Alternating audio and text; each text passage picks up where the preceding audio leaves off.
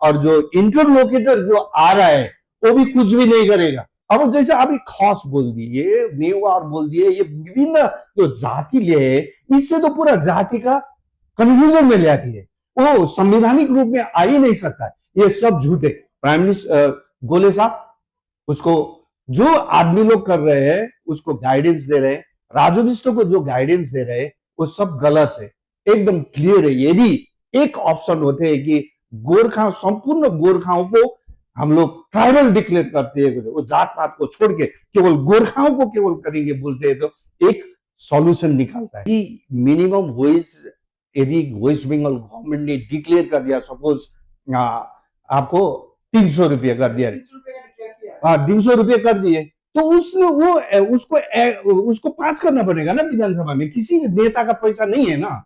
अब एक आदमी आके बोल दिएगा कि वो उसको 800 रुपये मिलेगा, तो 800 रुपये मिलेगा तो वो के पश्चिम बंगाल सरकार नहीं है, पश्चिम बंगाल सरकार को सुपरसीड करके आके एक कमान में 800 रुपये दे सकता है। ये सब एक वोट जीतने का एक अफवाह बोलते हैं। सभी को नमस्कार।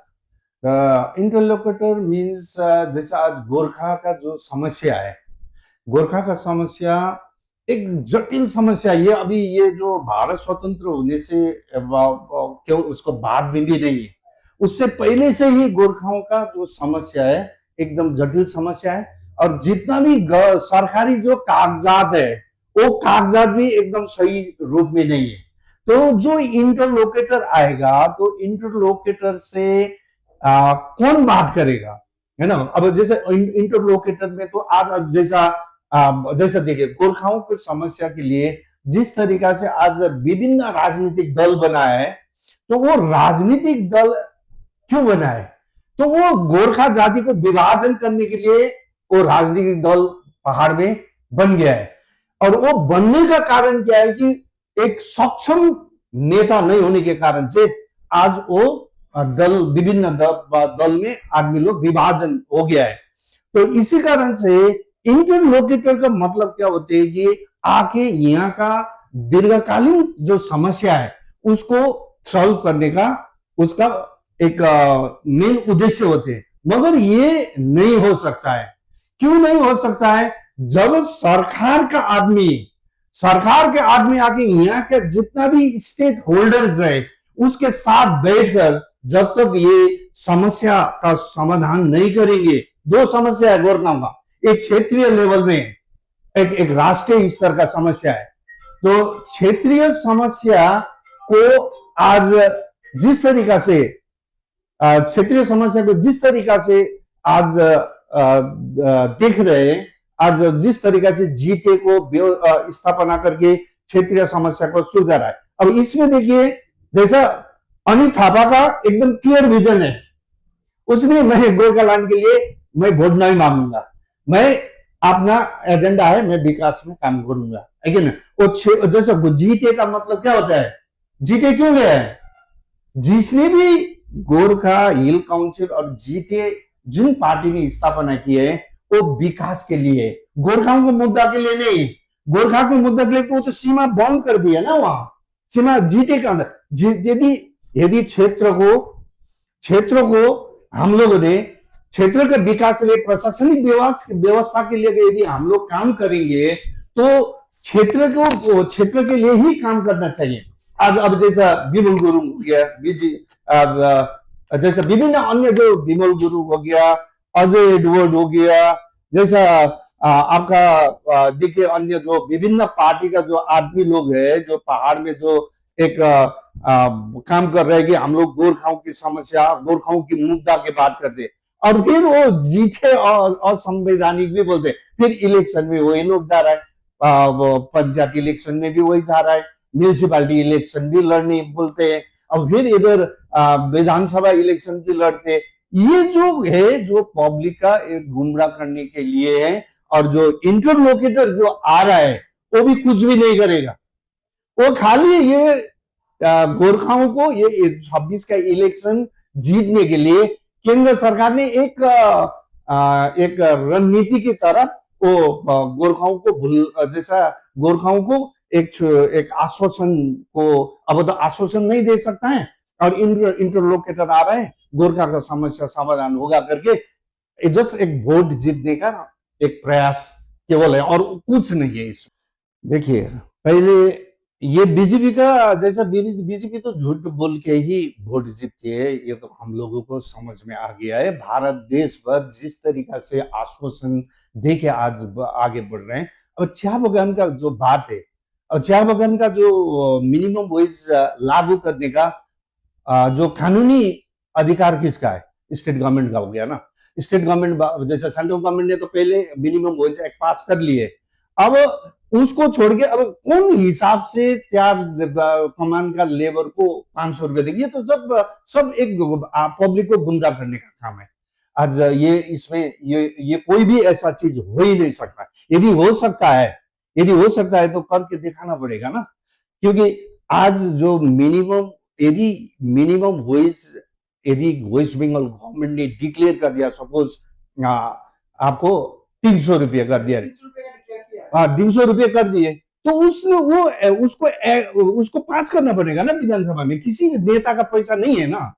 अब एक आदमी आके बोल दिएगा कि वो उसको 800 रुपये मिलेगा, तो 800 रुपये मिलेगा तो ओके, पश्चिम बंगाल सरकार नहीं है, पश्चिम बंगाल सरकार को सुपरसीड करके आके एक कमान में 800 रुपये दे सकता है। ये सब एक वोट जीतने का एक अफवाह बोलते हैं ना, र्यूमर फैला के पब्लिक को कंफ्यूज बना के, जो सही रूप में जो क्षेत्र में काम कर रहे हैं, जैसे अभी अनिल थापा का जो बात है, वो तो क्लियर बोल रहे हैं ना, मैं तो वोट, ये झूठ बोल के वोट नहीं मांगी।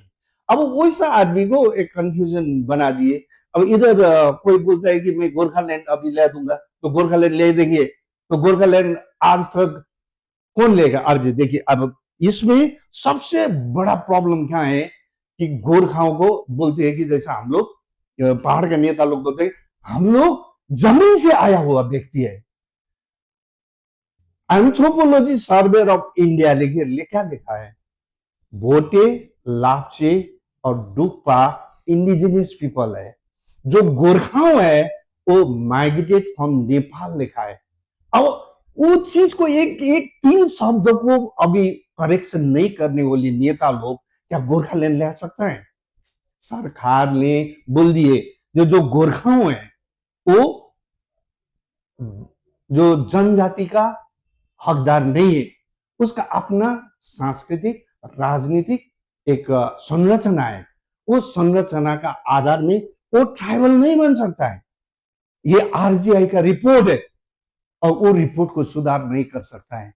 होम मिनिस्टर ने और घिसिंग और होम मिनिस्टर जेएनएलएफ और होम मिनिस्टर ऑफ इंडिया ने बोले कि 23 अगस्त 1988 में जो नोटिफिकेशन पास किए कि 26 जनवरी 1950 से जो गोरखाओं यहाँ बैठे, वो गोरखा क्या है? अन्य जाति जैसा, बंगाली जैसा, बिहारी जैसा ही, सिख जैसा, महाराष्ट्री जैसा, तमिल जैसा ही भारत का नागरिक है। मगर जब अरुणाचल प्रदेश, नागालैंड, मणिपुर, मिजोरम, आसाम जैसा मेघालय जो ट्राइबल स्टेट हुआ, तो वहां गोरखा को क्या बोला?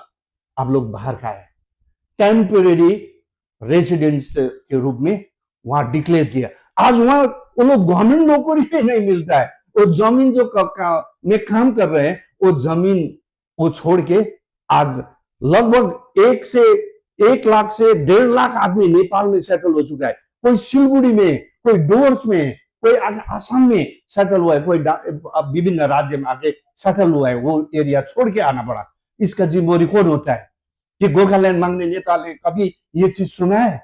सब झूठे हैं, ये सब कुछ भी नहीं है। आज का जो विकल्प जो राजनीतिक में है, वो विकल्प एक ही है कि जो सच जो समस्या सुलझाने का जो बात है ना, ये सही होना पड़ेगा। झूठ बोल के यदि राजनीति करेंगे तो अभी हम लोग भी निकलेंगे कि पब्लिक को अवॉर्ड करने के लिए, एक जन चेतना के लिए, ये वोट के लिए हम लोग वोट देने से हम लोगों को कोई भी फायदा नहीं है।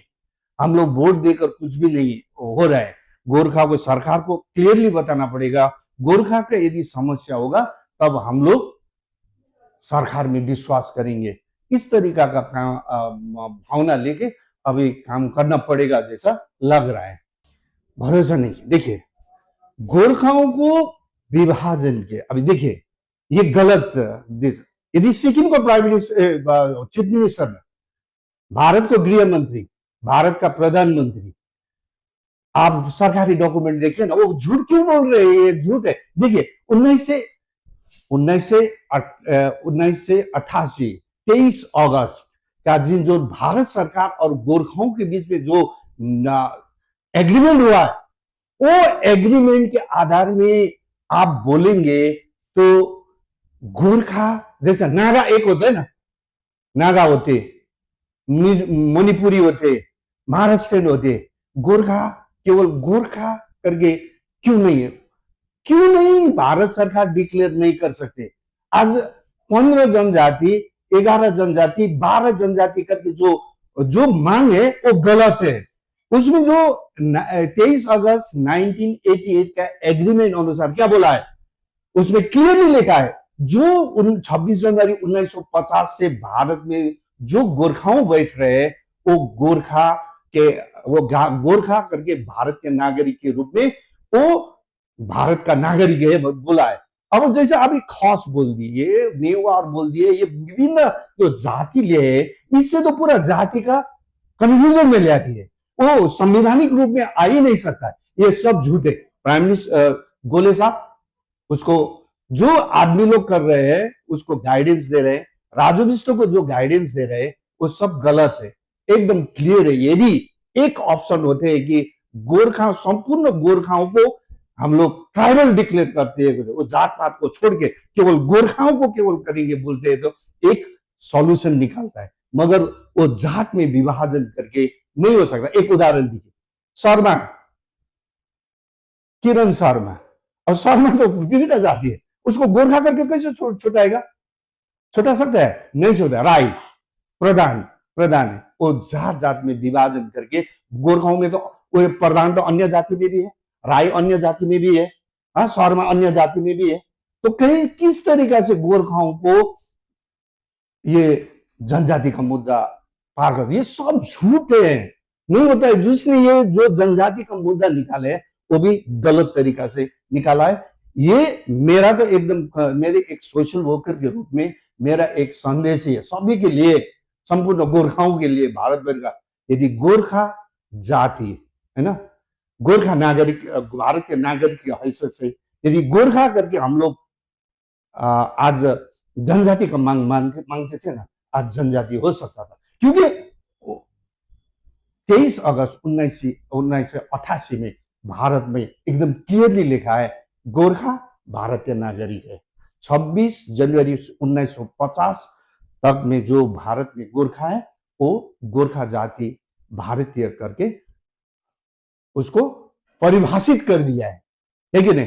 तो ये जो जनजाति, 12 जनजाति का मुद्दा जो आज आगे लेके आगे जो वोट मांग रहा है, ये गलत है, ये नहीं हो सकता है। भारत का जो आप जाएंगे आरजीआई का नॉर्म्स देखेंगे, आप एंथ्रोपोलॉजी सर्वे ऑफ इंडिया का रिपोर्ट देखेंगे, आप जाके होम मिनिस्ट्री को नोटिफिकेशन जो 23 अगस्त 1988 को नोटिफिकेशन देखेंगे, कहाँ है खस जनजाति? कहाँ है नेवार? कहाँ है? हाँ, वो अन्य जाति कहाँ लिखा है? नहीं लिखा है, वहां तो गोरखा केवल लिखा है कि नहीं? इसी कारण से ये जो मुद्दा है एक गलत तरीका से आज समाज को विभाजन करने के लिए, समाज में केवल वोट जीतने के लिए जिस तरीका से राजनीतिक विभाजन लेके गोरखाओं को एक अन्योलता में रख के काम करने का ये भारत सरकार का गलती, ये षड्यंत्र है।